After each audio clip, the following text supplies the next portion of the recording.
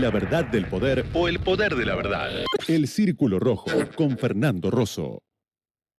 Nosotros dimos el primer paso, pero si el sector privado no da el segundo, esto se cae.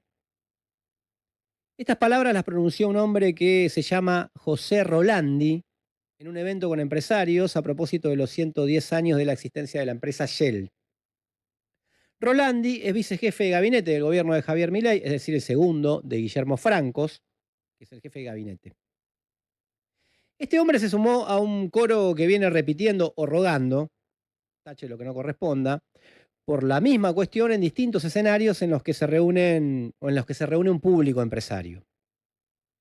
El ministro de Economía, Luis Toto Caputo, el secretario de Finanzas, Pablo Quirno, el presidente del Banco Central, Santiago Bausili, todos hicieron reclamos similares en otros eventos parecidos a este de Shell.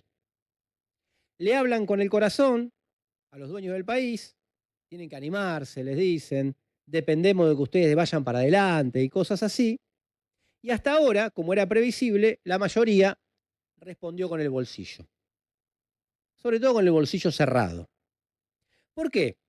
Porque hasta ahora, tanto nacional como internacionalmente, los empresarios y el establishment en general son contundentes vocalmente, oralmente, a la hora de respaldar el rumbo del gobierno, pero ese apoyo no se hace efectivo en lo que más necesitan tanto Milei como Caputo, que es dinero contante y sonante, es decir, dólares.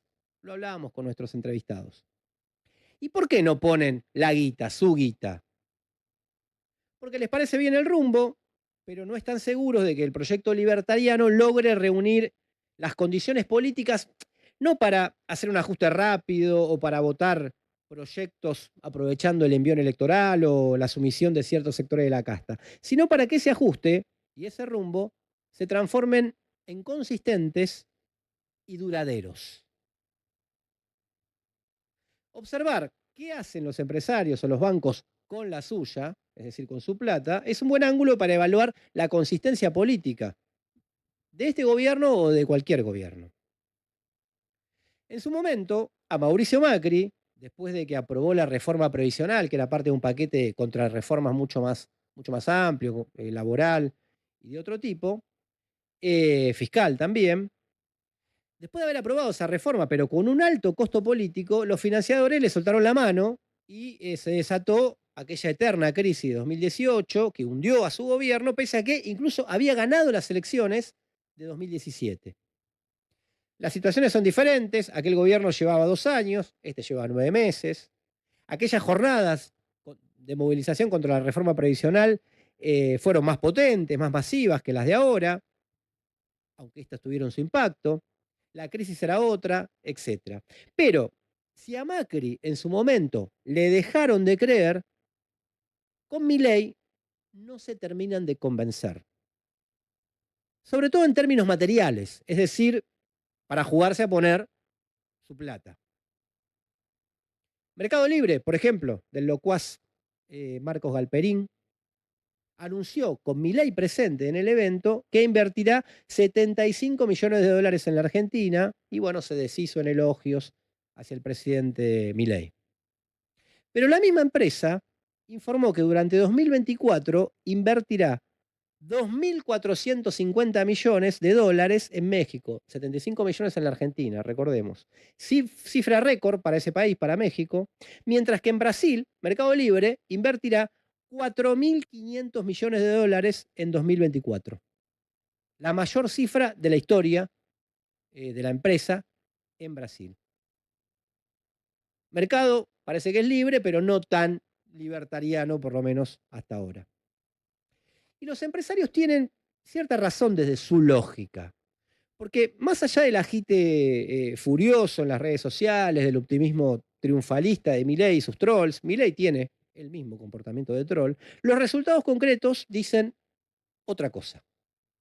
En términos económicos, ayer se encendió una luz de alarma peligrosa para el gobierno porque el INDEC difundió el dato de inflación de agosto que fue del 4,2% y resultó más de lo esperado por el mismo gobierno. La inflación núcleo, sin los precios regulados ni estacionalizados, fue del 4,1%. Destacamos esto porque el gobierno siempre decía, miren la inflación núcleo, que es lo que está bajando. Bueno, 4,1%.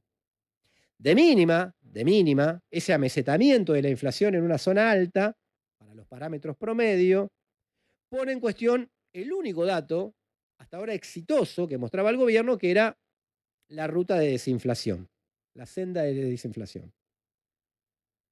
Una cifra, obviamente, estos números alcanzados a través de una recesión profunda que está generando consecuencias sociales en términos de pobreza, de desempleo, que ya empiezan a ser parte de la preocupación de la mayoría de las personas.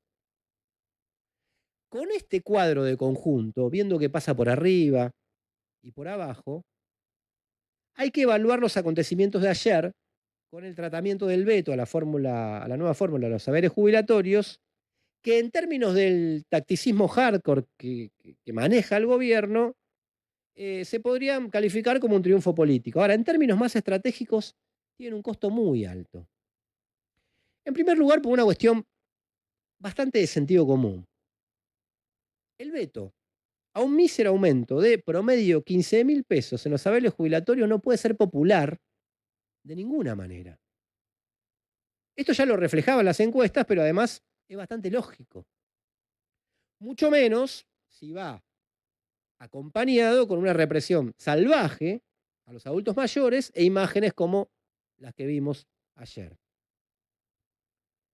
En este sentido, y en varios otros, es bastante diferente a la aprobación de la ley bases. En principio porque, bueno, pasó un tiempo de experiencia con este gobierno, pero además, ese mamotreto que era la ley bases, aunque después fue recortada, pero que tenía como 300 artículos, si bien contiene normativas muy perjudiciales, si efectivamente se aplican, era como una abstracción para quienes no están tan politizados, es decir, para la mayoría, por lo menos en coyunturas como esta. Esto es diferente y más concreto. Un presidente con el apoyo de un grupo de ratas, como él mismo llamó a la gente que está en el Congreso, los diputados y diputadas, vetó una ley que aumentaba unos miserables pesos a los jubilados y jubiladas. No hay mucho discurso para encubrir esta barbaridad. Es un robo a los jubilados y jubiladas. Fin, diría Adorni.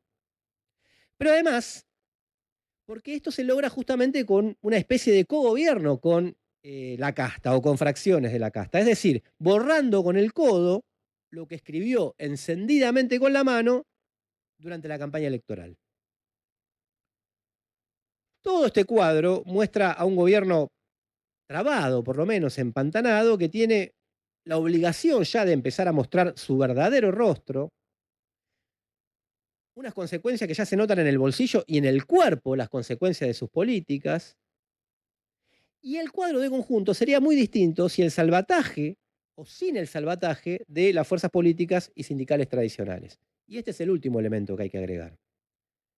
Porque es verdad que estuvieron este grupo de radicales que se sacaron una foto en la Casa Rosada con Milei, vendidos para lograr que no se pudiera voltear el veto ayer, pero también hubo responsables en el peronismo.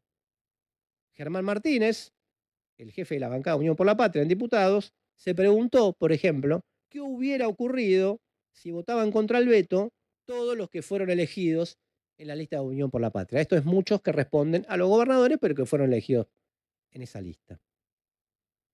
Y en este juego de apoyos explícitos o implícitos entra obviamente también la CGT y los sindicatos que fueron al Congreso se retiraron antes de llegar o directamente no fueron, o los que no convocaron a un paro nacional y que se discuta en el conjunto de los trabajadores y trabajadoras cómo tratar de voltear ese veto y organizar una lucha masiva y seria. En un sentido, a los 9 meses de gobierno de Milei, que se cumplieron hace pocos días, esto recién empieza. Y para batallas como la que muy probablemente se vaya ahora entre los trabajadores aeronáuticos y de Aerolíneas Argentinas, no hay que confundir la narración del gobierno sobre sí mismo con su realidad, que es mucho más precaria de lo que parece.